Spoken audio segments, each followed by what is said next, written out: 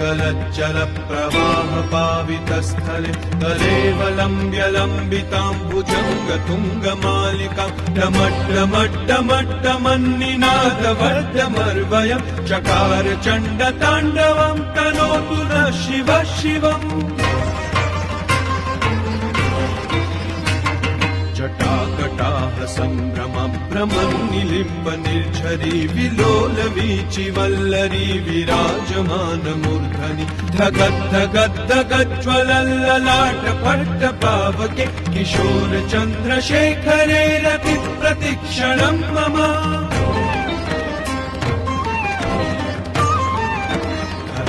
धराधरेन्द्रनन्दिनी विलास बन्धु बन्धुरस्फुरद्दिगन्त सन्तति प्रमोदमान मानसे कृपाकटाक्ष धोरणी निरुद्ध दुर्धरापदि क्वचित् दिगम्बरे मनो विनोद मे तु वस्तुनि।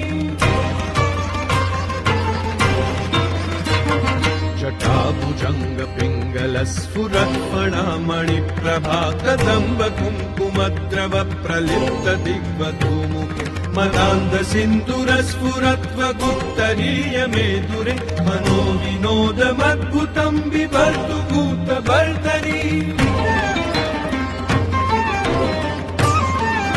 सहस्रलोचन प्रवृत्य शेषलेख शेखर प्रसून धूलिधोरणी विदूसरान्ध्रिपीठभु भुजङ्ग राजमालया निबद्ध जाटजूटक श्रियै चिराय जायतां चकोर बन्धुशेखर। ललाट चत्वरज्ज्वलं धनञ्जय स्फुलिङ्ग भानिपीठ पञ्चसायकं नमन्निलिम्बनायकं सुधामयूखलेखया विराजमान शेखरं महाकपालि सम्पदे शिरोजटालमस्तु नः।